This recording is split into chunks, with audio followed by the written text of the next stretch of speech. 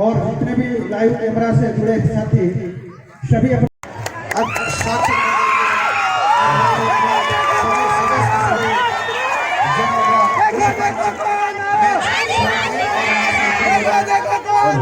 जिसको गोंडी और हल्बी आती है उसी को 10% नंबर दिया जाए, ये प्रावधान होना चाहिए, तो ही हमारी भाषा बचेगी। और भाषा आदिवासियों के नाम से सभी को एक होने की जरूरत है। अगर देश लेवल पे हमें समुदाय को आत्मनिर्भर बनाना,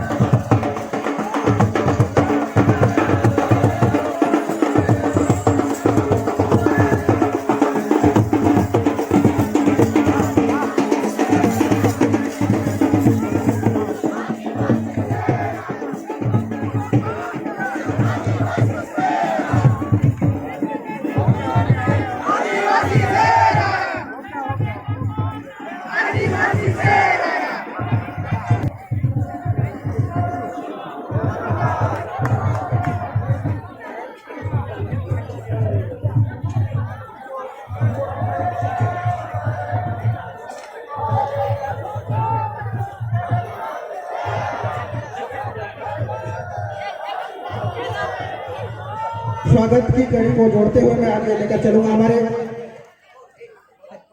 ब्लॉगर और जितने भी लाइव कैमरा से जुड़े साथी सभी अपना तस्वीर लेने के बाद तुरंत अपनी जगह पर हमारे बात को सदन में रखने वाले ऐसे शख्स हमारे बीच पधार चुके हैं जिन्होंने भारत ही नहीं छत्तीस जिम्मेदारियां सभी सम्मान के साथ मंच छोड़ देंगे। सम्मान में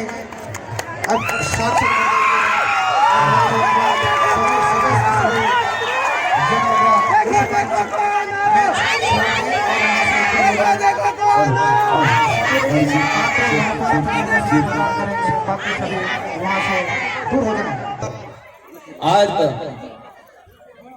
राजस्थान से नागांव, बस्तर, छत्तीसगढ़ 1,500 किलोमीटर दूर से आपने मुझे दिल से आमंत्रित किया और मुझे आने का सौभाग्य मिला।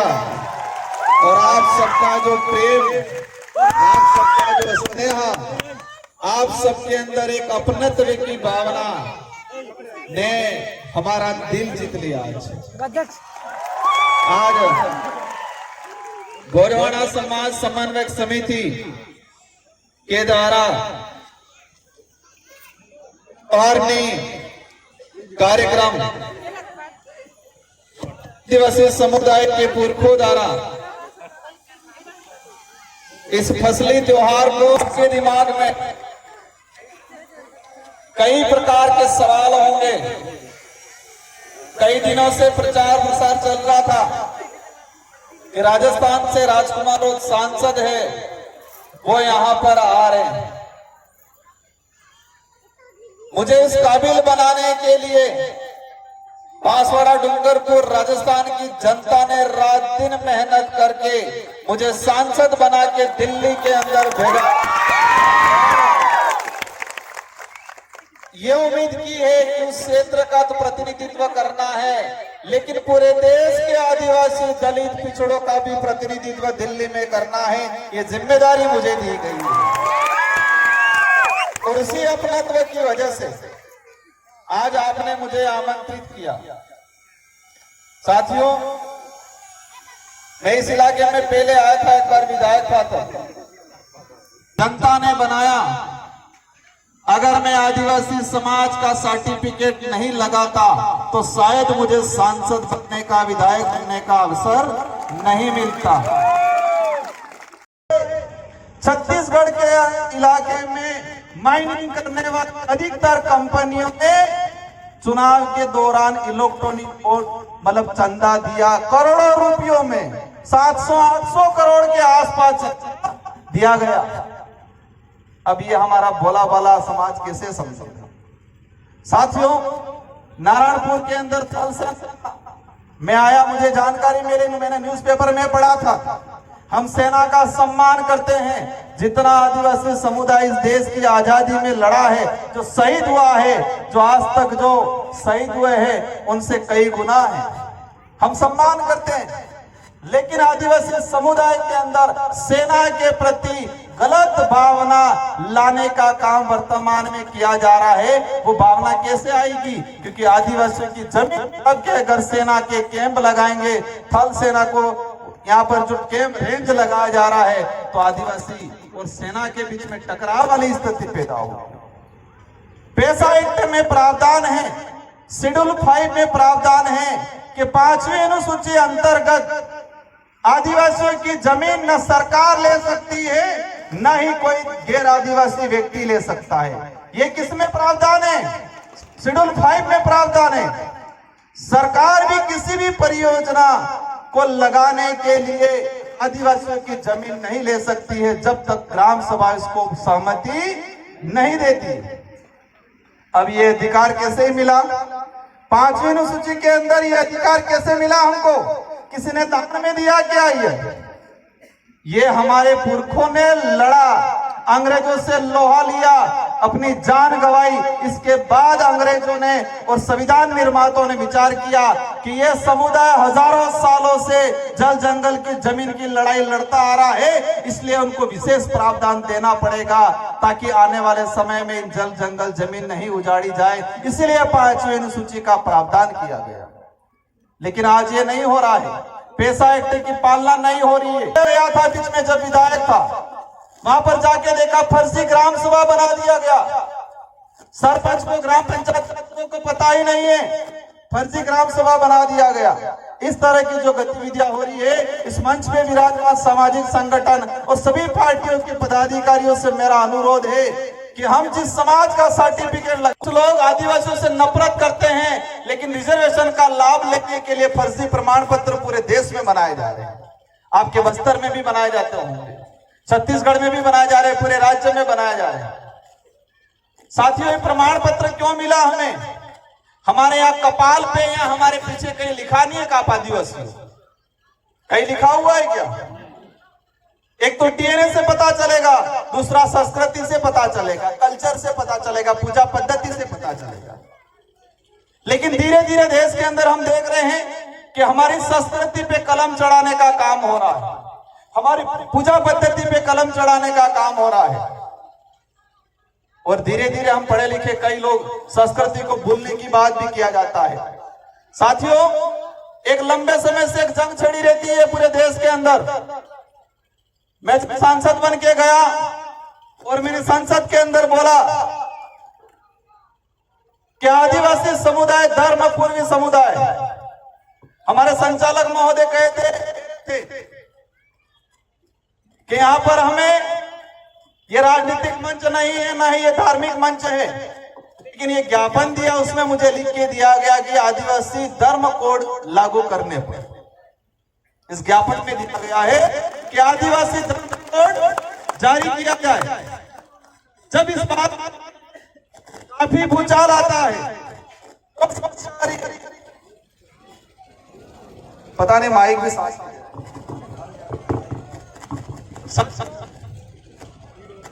मैं आज घुमा इस बस्तर इलाके के अंदर कोंडागांव में, मैंने सभी धर्मों को नजदीक से देखा है, सभी धर्म की धार्मिक परंपरा को भी देखा है। जैन धर्म की परंपरा को देखा, हिंदू धर्म की परंपरा को देखा, ईसाई धर्म की परंपरा को देखा, बौद्ध धर्म की परंपरा को देखा है। लेकिन आदिवासी समुदाय की धर्म परंपरा, भक्ति परंपरा, हमारी पूजा पद्धति किसी भी धर्म से मेल नहीं खाती। इसीलिए अपनी आइडेंटिटी को लेके पूरा देश का आदिवासियों का अलग से धर्म कोड की मांग कर रहे हैं। क्या इस बात में आप सभी सहमत हो? पक्का? सहमत कौन नहीं है? सब सहमत हैं। हम ये कहते हैं कि हमारा बाप, हमारे खुद के बाप की बात करते हैं तो दूसरों को दिक्कत थोड़ी होनी चाहिए। होनी चाहिए क्या? एक जन सुनी पूरे देश के अंदर, हम किसी भी धर्म के विरोधी नहीं है, हम किसी भी धर्म के विरोधी नहीं है, लेकिन आदिवासियों की अपनी परंपरा, अपनी आइडेंटिटी को बचाना हमारी जिम्मेदारी है। और उसमें जब भी बात करते हैं, मैंने संसद के अंदर भी कहा था कि आदिवासी समुदाय न ईसाई है, न सिख है, न बौद्ध है, आदिवासी है। हमें आदिवासी की संस्कृति, हमारी आइडेंटिटी को बरकरार रखना है। आप सभी के साथ सहयोग से हमारी लड़ाई धर्म की भी, एक बात ये भी समझना है, हमारी लड़ाई हमारी संस्कृति बचाने की है। हमारी लड़ाई हमारा इतिहास को, वास्तविक इतिहास को आने वाली पीढ़ी को बताने की है। हमारी लड़ाई रिजर्वेशन की है, हमारी लड़ाई जंगल जमीन की है, हमारी लड़ाई आइडेंटिटी बचाने की है। लेकिन धर्म की बात इसलिए बार बार छेड़ी जाती है कि इस देश के अंदर हमने देखा कि आदिवासी समुदाय कई इलाके में ईसाई भी बना हुआ है, हिंदू भी बना हुआ है, कुछ इलाकों में आदिवासी समुदाय सिख भी बना हुआ है। इस देश के प्रत्येक कोने में, हर इलाके में आदिवासी समुदाय है, लेकिन अलग अलग धर्मों में बटा हुआ है। इसी वजह से छत्तीसगढ़ या बस्तर या किसी झारखंड में आदिवासी समुदाय पे अत्याचार होता है तो देश का आदिवासी एक नहीं हो पा रहा है। हम देखते हैं मणिपुर के अंदर भारत का हिस्सा है, मैतेई समुदाय और कुकी समुदाय, दोनों समुदाय आदिवासी है, लेकिन दोनों का धर्म अलग अलग है। और धर्म की लड़ाई वो ऐसे मरे हैं, ऐसे लड़े हैं कि आपस में अपने एक दूसरे को काट रहे हैं। इसलिए हम कहते हैं कि आदिवासियों की अपना अलग से धर्म व्यवस्था होनी चाहिए। किसी को कुछ मानना है माने, हमें कोई दिक्कत नहीं, जिसको जो मानना है। इस देश का संविधान